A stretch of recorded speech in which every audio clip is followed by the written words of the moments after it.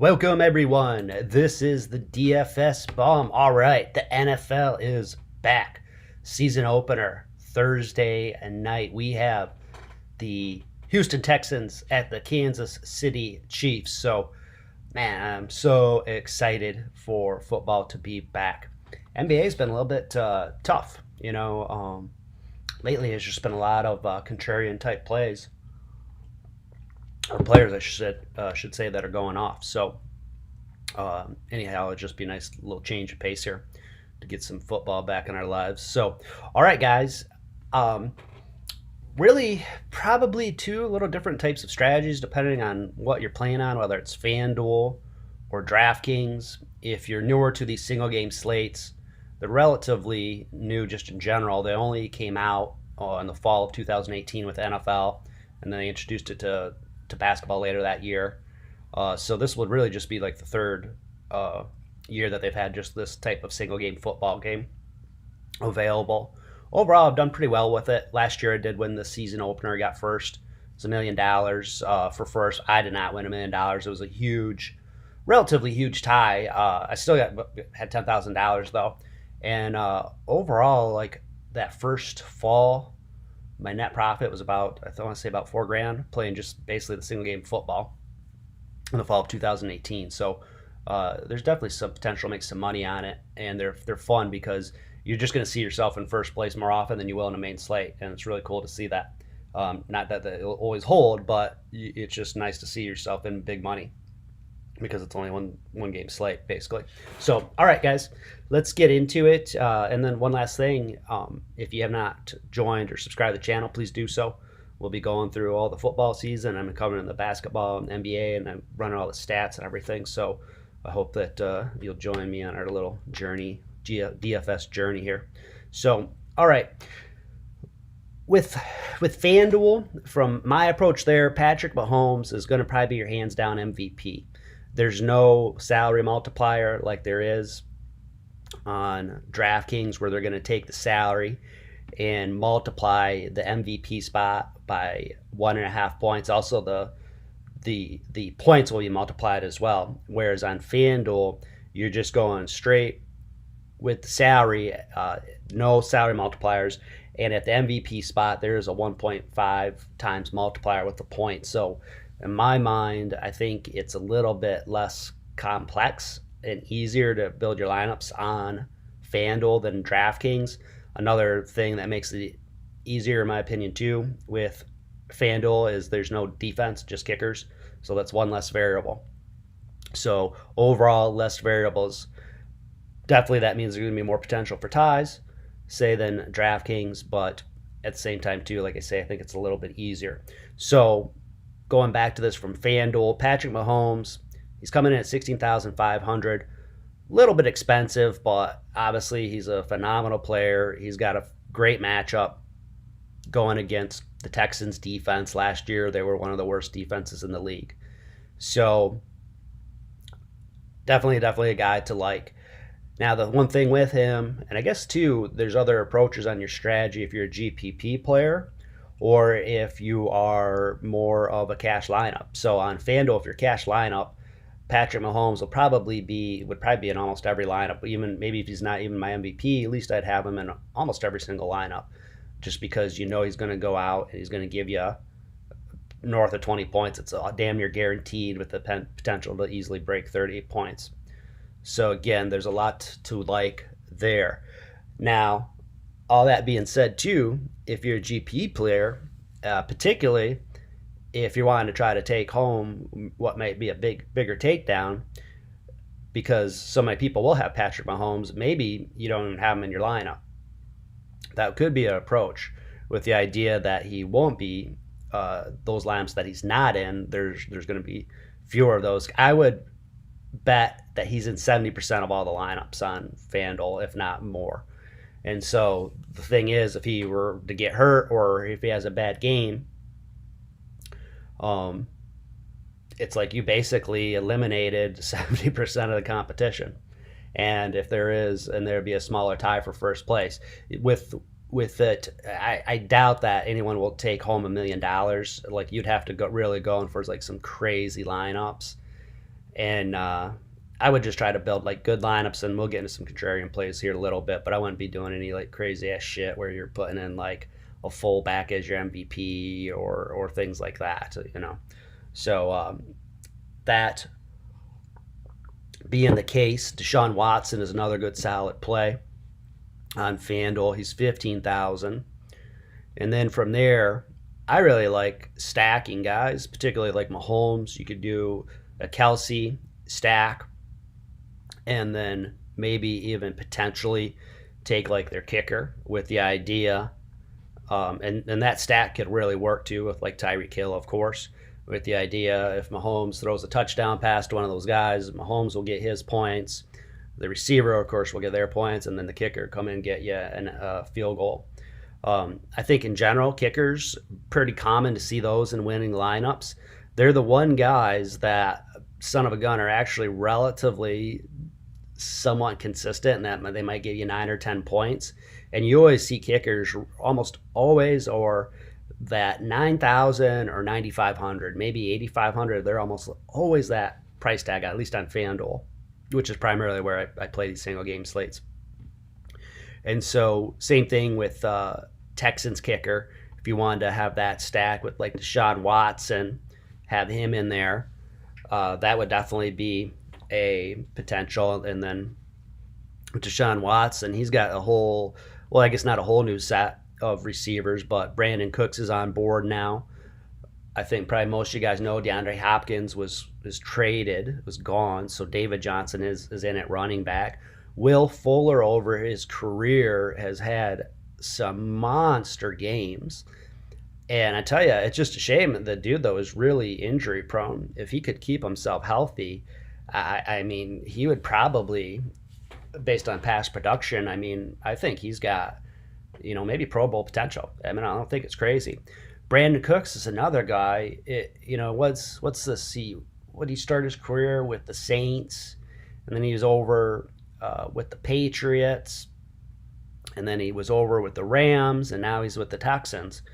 And I want to say, like, that last year he was the Saints. I think he was over 1,000 yards receiving. And then I can't remember if it was the Patriots for a year or two, but that first year he was over 1,000 yards receiving, if I remember correctly. And then the first year he was with the Rams, he was over 1,000 yards receiving. I remember last year, I think he was hurt, a little bit underwhelming year for him last year. But bottom line, and that was with him being with that Rams offense, which, I mean, obviously was a good offense, but he was sharing the ball with Robert Woods and Cooper Kupp, two other really, really good receivers. So bottom line is usually like he goes in and produces, and I would fully expect, I mean, especially with his good quarterback, especially if Will Fuller has a tendency to get hurt. Their slot receiver for the Texans is Randall Cobb, who's okay, but I mean, he hasn't had really a good year, like 4 or 5 years ago, back when he was with the Packers. So both of those guys have got some potential, I feel. And that would be some guys too with the receivers are on FanDuel. If it's usually the MVP, a lot of times like you'll see like the high end quarterbacks, of course, but then right in behind them is receiver like Will Fuller. I could totally see, you know, those games of the past where he gets a couple touchdowns and they're, you know, one of them, you know, say 50 or 60 yard touchdown. Next thing you know, the guy's got in the mid 20s. And the thing would be though, is if you are going to put your receiver into that MVP spot, I would partner up with your quarterback that they have. It just makes sense. It's not to say that you can't have that lineup without the quarterback in there, but again, it's almost 9 times out of 10, whoever, whether it's like a tight end or a receiver that ends up being an MVP, like that quarterback's going to be with them. In the case with the running back, it makes sense that there might not be in there because the running back might like run the ball in, but unless it's a tight end or receiver, I mean, unless they're doing some like jet sweep or some shit like that, or maybe a reverse with the receiver and there's like a rushing touchdown, I mean, that quarterback's going to get those points. All right, let's go back up here too and look at some of these. Now we're getting to like the next tier guys, and that what I'm just saying with that concept, that kind of goes in with Kelsey and Hill. Those I think will be probably pretty popular MVP candidates, I'd imagine. And then and speaking of DraftKings too, with these guys, like I say, I could see Mahomes being the the kind of the exception a little bit, and a guy like Lamar Jackson. But I remember watching this video in 2018. There was a guy on DraftKings that won, I think, literally almost like say half of the single game slates, and he made a comment that stuck out to me in that there. And this again is the first year, and I remember that year Mahomes had some huge games too, because these single game slates are always Thursday night, Sunday night, and the Monday night game. And he had made a comment that not one quarterback in the winning lineup had been an MVP on DraftKings because of that multiplier. Example there, like it takes his salary, and the salary is a little bit different, but it takes Mahomes and it puts it like over 18,000, and there's just not a whole lot left to really buy. Like one or two guys like studs, and then it's just a bunch of guys that are going to be really hit and miss. So again, that's why I just kind of feel the DraftKings is a little bit more complex. But if you kind of have that as your rule, and you're not going to even fuck around with Mahomes or Watson in the MVP spot there, then that rule does make it a little bit less complicated potentially. So, all right, getting in here, dark horse candidates, the rookie Clyde Edwards-Helaire. He's only 12,000 on FanDuel. I think everybody knows Andy Reid, running backs just do phenomenal, barring injury. And when the guy gets injured, whoever starts and goes in ends up being a great player. So that right there is definitely a guy, again, going on DraftKings. I could see him being a good, solid MVP choice. A little bit more of a contrarian play here with the FanDuel, but I definitely like trying to work him into the roster. Sometimes the allure of trying to get these big names is pretty exciting, but if we kind of back off a little bit, maybe we just go for one of those top guys, and then we start to, kind of round our roster out more in these mid-tier players. That's definitely not a bad strategy, and that's where you could work in. Same thing, David Johnson. He's 11,500. Exact same thing. We don't know what David Johnson will really get, but the fact that he is with a really good quarterback, he seems to be healthy. I mean, what if he's a David Johnson of 2016? I mean, he was a stud. I think he was the leading fantasy scorer that year. So that's a guy right there. Again, particularly on DraftKings, with them being cheaper, I really like their potential. Because that's the one thing with Mahomes where I could see being like, I kind of like when I build my lineups, I'll build this like the narrative or like a game script, and like, so let's just say, he ends up having a pretty good solid game, but they end up getting short and goal, and they end up running those balls in. And instead of him getting 3 or 4 touchdowns, which is kind of more the norm, maybe he only throws for 1 touchdown pass. I mean, I can't imagine him not throwing any unless he gets hurt. But if he's not getting over 20 points, all of a sudden you've paid a lot of money. And again, and I think it would probably screw you on DraftKings. You could still definitely be in that top lineup if he doesn't get 20, more than 20. And he's not in your MVP spot. But these are definitely things to consider. Because again, like, I could see this probably being a pretty high scoring game and not some, slugfest. All right, other guys here that we have to look at. As far as, and here's the thing too, going back to locks. Grab my little app here. I'm just going to see something as far as who's going to fit into where.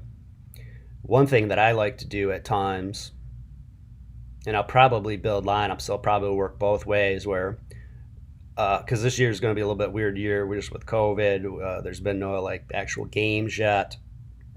Potential just to be a really strange year. And like I say, you could sit there and build a lineup where you've got Mahomes, Hill, and Bucker, like I mentioned, their kicker. And if you slid in Clyde Edwards-Helaire, or better yet, maybe you could even do like David Johnson, and that you could work it different. Vice versa, with the idea like, all right, Deshaun Watson struggles, but David Johnson's more involved, or vice versa. You've got Deshaun Watson MVP and Clyde Edwards-Helaire in there. But regardless, even if you go with the more expensive guys of Mahomes, Hill, Butker, Edwards-Helaire, we still have $9,000 left over in salary. So that goes to where I mentioned we could put in their kicker. Maybe that's the thing. They don't score a lot of touchdowns, but a kicker, he ends up getting, they'll probably score at least, I don't think they're not going to score any touchdowns, but maybe they score like a couple touchdowns. It gets 2 points there, but he ends up kicking like 3 or 4 field goals. Boom, you've got a heck of a lineup. Other guys that would still fit in that slot. You can't have all 5 guys from the same team. Just note of that. I think most of you guys might know that, but note there. And then on DraftKings was a six spots, but you need to at least have one other player. So that's a stack that I'm going to work is going to be with Mahomes, Hill, and Kelsey, Helaire, their kicker. And then from there, that will allow me to, like I mentioned, get the kicker still in there for the Texans. Randall Cobb, slot receiver. You could see him last couple of games that he had played, and again, completely different teams, but he had like 6 and 7 targets, had 11 points, 10 points. And that's really, if he gets that, you could definitely take it down for sure. Duke Johnson will fit into that spot there too. Of course, you have David Johnson probably being more of the main guy, but you could see Duke Johnson coming in, being that third down back in particular. He's always been relatively, kind of like that's kind of his thing going back to Cleveland Browns. We played there a few years ago, that he's just adept at catching the ball in the backfield, particularly if the game gets out of hand for any reason. That's one thing I've seen happen quite a bit over the last couple of years is you'll get these like kind of scat backs and the game just gets blown up and they're more playing a prevent defense. So all these receivers aren't really open and they're just dumping these little like passes to the flats, or the running back does a little curl out of the backfield and quarterback just hits them real quick, and then the guy didn't do shit all game, and then like in the middle of the fourth quarter when it's all said and done with, he ends up with 10 points. He gets a couple catches here and there and whatnot. So that's potential strategy. We have Kenny Stills, and Kenny is not really in that depth chart, so little bit flyer with him. But who I do like is Darren Fells and Jordan Akins. Both those guys are going to be out there on the field. Both those guys will usually get at least 3 or 4 targets per game. I think DeAndre Washington got cut, but he's anyways for the Chiefs. Kiki Cutie's the same deal. Like with him and Kenny Stills, I don't really know how much they're going to see the field. Like I had mentioned, I would probably try to work those other guys in there. Now, if you're going to do the opposite, and you're going to go with, say, Deshaun Watson in there, and then like Will Fuller, you're going to end up having where you could really buy up quite a bit. Just grab their kicker there. So yeah, that's pretty interesting. So if I have Deshaun Watson, Will Fuller, their kicker, I still have Clyde Helaire on there. That gives me still 13,500 left over. So I could even get like Hill in there, David Johnson, or maybe what I do, let's say the rookie comes out, he fumbles the ball right out the gate, and they're like, screw this dude. They pull him. Game gets out of hand. Mahomes got a pass. You could still take Watson, Fuller, the kicker, throw Mahomes in there, and you still have $9,000 left over. So now it's a little bit opposite. We can't, I probably wouldn't take like say Mahomes and his kicker and partner them up, but like just those two. Again, we're just really going for raw points, but it's kind of an odd combination. So if we were to do this, there's really nobody to partner them up with. So actually, I probably wouldn't do that. It just doesn't really make sense. But you could get like Kelsey in there or Travis Hill.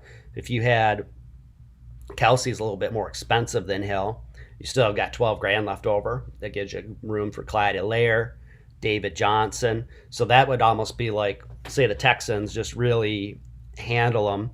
You could basically throw in a stack with their running back. Basically the exact same thing, and you're still going to have some room to buy up at a really nice player. And so that might be a little bit lesser owned lineup. Okay, let's just go down here too, seeing these other guys that might be kind of sneaky as far as cheap plays. Say Duke Johnson, probably get if you potentially see him get involved. Randall Cobb. You say Kenny Stills, probably not. Down I think he got caught. Daryl Fells. Now here, speaking of running back, so all right, here's a narrative. It was funny a couple years ago. I remember Kareem Hunt's very first carry, he fumbled, and then everybody thought like, yeah, this guy's a bum. And then after that, he just blew up, and had just a really good year. So in that case, like, but let's just say he fumbles the ball, Hilaire, or he fucks up like pass coverages or whatever it is. Darrell Williams is second in line. He's only $6,000. I think that he'll probably be out on the field like a little bit anyway. There's no really such thing as just an every down back. I mean, you have them, but you need to have backup running backs be involved nowadays. So that would be the guy that I would think would be my dark horse play at only 6,000. As far as some of these cheaper guys, Kiki Cutie, I don't know. He showed a lot of promise his rookie year, but then last year's follow-up year didn't really do shit. Ricky Seals-Jones, I don't know. I'm not really expecting him probably to crack that lineup. He'd be with the Texans. Anthony Sherman, I don't know about getting like the fullback. I probably wouldn't mess with that. Like I mentioned, Jordan Akins, he's only $5,000. Last year, he'd averaged 3.4 targets per game and 4.5 points. So all it's going to take is that red zone, him get that touchdown, like taking that top lineup. Yeah, that pretty much looks like it. There's not a lot of real cheap options in there, and of course those are really boomer busts. Those aren't really like your cash lineup sort of guys, but they're definitely guys to maybe consider if you want to try to be a little bit contrarian. So yeah, I think that is. Let's just jump over to DraftKings real quick. I just want to see their single game, their pricing. So yeah, Mahomes and Watson really expensive, and all these are going to get multiplied by 1.5. So I'm really liking like Travis Kelce, Clyde Hilaire, Will Fuller, David Johnson, Cooks. Those would probably be, maybe even Tyreek Hill. I think that would be a nice guy or guys to try to maybe build your MVP spot around, and then just partner them up, just like I said, with some of those other guys, and how you've got like the receivers matched with the quarterbacks and whatnot, and then maybe the idea that you've got some running backs in there, and there could be something real contrarian. You could go and especially if it's like a 5-man lineup, I mean, you could go throw in both kickers and both running backs, with the idea that ended up being like more of a defensive slugfest. The passing game was a little bit choppy. I think it usually starts off in training camps that the defenses are usually a little ahead of the offenses in the beginning. So who knows if that's still the case. But the Chiefs, you just look at that offense being most of their guys are back. It's Andy Reid's system, so they're probably pretty dialed in, whereas Texans have got a little bit more changes, so it might be a little bit more interesting with them. So anyhow, regardless, I'm super excited that the NFL is back. So anyhow, guys, I'll start working on a main slate video for the NFL, then I'll continue to put out the NBA ones. I'll do one a little bit later today. That will be for tomorrow's game. So anyhow, guys, good luck with everything. And like I mentioned before, if you're not subscribed, please go ahead and do so. All right, kick some ass, guys. See ya.